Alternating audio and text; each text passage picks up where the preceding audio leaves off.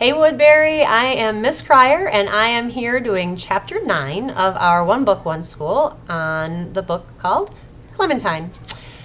Chapter 9. I cannot look at your green head for one more day, my mom said as soon as I woke up Sunday morning. So right after breakfast, she took me into the kitchen and started scrubbing my head with scouring powder and saying things I have never heard a TV mother say. She scrubbed so hard she probably made a hole right through my head skin and in my head bone, and now everybody can see right into my brains, and I better not do any more cartwheels. All the time, I watched out the kitchen window for Margaret's feet. Margaret's brother is not my special friend, I told my mother, this in case she thought I was watching out for Mitchell's feet, which I was not, because he's not my special friend. My mother kept on scrubbing, and all she said was, "That's nice," which is what grown-ups say when they're not really paying attention to you. Suddenly, with my amazing corner eyes, I saw what my dad was reading to my brother in the living room. "Stop!" I yelled. Then I flew over and jumped onto his lap and slammed the book shut just in time. "Lima Bean is little, Dad," I reminded him. "He'll get scared of those shoes." "First of all, your brother's name isn't Lima Bean," my dad said. "Second of all, what shoes, Clementine?" I told you he was not so good at paying attention. Those shoes are pretty darn hard to miss. "The pointy green ones on the bear," I whispered. "Page 14. Which I know because, okay, fine, I look at that page a lot. Some days I like to scare myself. Today was not one of those days, though. "It's just a picture, Sport," Dad said. "It's not real. Do you want to try looking at it with me right here?" "No!" I yelled. And then I was mad because now those pointy shoes will be stuck in my head and I'm going to worry about them all day.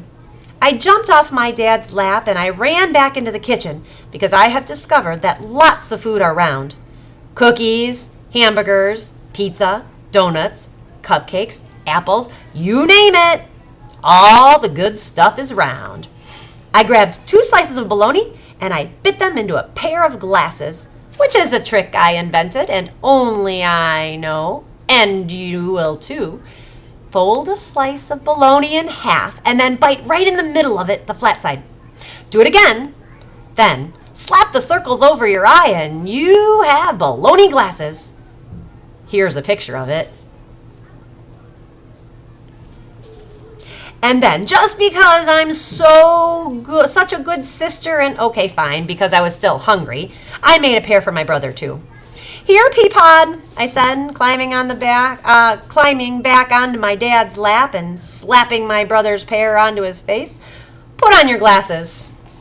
You can see that picture too. Oops, over here. My brother started laughing so hard he spit up his breakfast waffles, and my parents said, "Clementine, please," at exactly the same time, which I think they practice at night when I am asleep, but they were both laughing too. And suddenly, it was a pretty good day in spite of the hole being scrubbed into my head. The good day feeling made me think about all the bad day feelings I'd been having this week, and that made me think about Margaret. And then the best idea of all sprung right into my brain. Because I am so good at paying attention, I know all of the things that Margaret likes. So I ran around my apartment gathering them up. Polka Dot's flea collar, because Margaret loved my cat. Pepperoni, because, well, that's the only kind of pizza I've ever seen her eat. The red shoes Margaret makes me put on the Barbie every time we play. A blue jay feather from my collection because her favorite color is blue. Some M&Ms because she breathed on mine.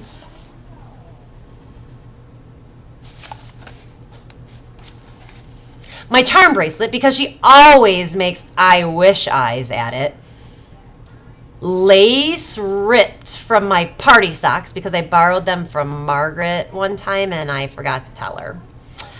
Pink sparkle nail polish because she tried to borrow it from me but I caught her.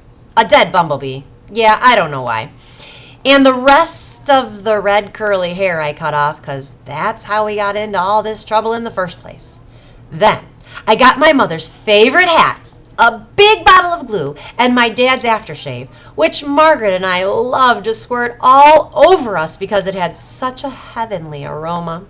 I glued and I glued and I glued and I squirted and I squirted and I squirted and I smiled. And then I ran out and guess who I met in the elevator? It's true. Margaret, without Amanda Lee. I have something for you, we both said at exactly the same time, which we have never practiced before. Then I handed her the Margaret hat, and she handed me a bag. Inside was a brand new, not sat on, sparkle glitter paint set. I got it at the mall, Margaret said. Then, without even a grown-up telling her to, she told me she was sorry she was so mean to me at my birthday. Oh, and I'm sorry about your hair, I said. Okay, fine, we both said. And it was, for about a minute. I have to go, Margaret said. I'll see you tonight. Yep, see you tonight, I said. Then I said, what's tonight? The party. Your parents invited us. Oh, right, I said. I knew that, but I didn't. Uh-oh.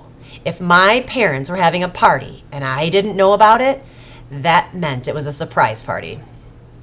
Surprise parties are either for birthdays or going aways.